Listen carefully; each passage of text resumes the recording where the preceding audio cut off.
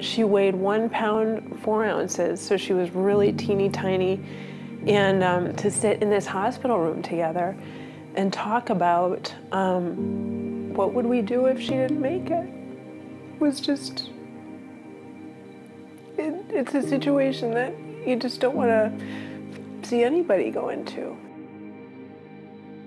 When most people think about having a baby, the picture that people have in mind is a full-term baby with round, chubby cheeks and maybe a little tufts of hair and, you know, someone to hold and snuggle, and all of those things that the parents imagine that they're getting ready for are now suddenly out of their grasp.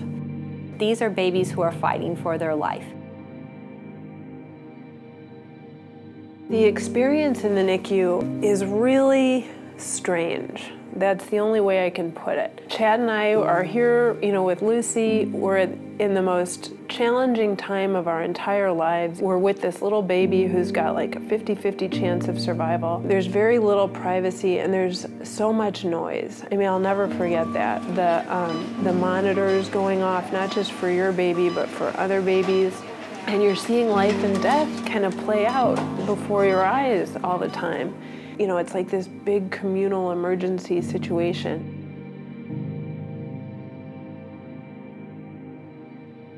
Today, we encourage the parents and families to visit as much as possible, and we don't really have the space that we need for them to really be totally engaged in caring for their babies while they're here.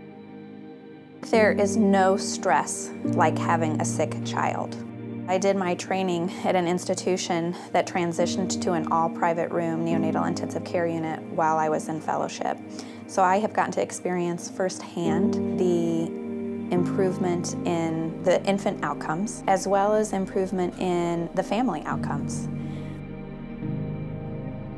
That's me in my bed. That's Daddy. That's Mom. And that's Dad.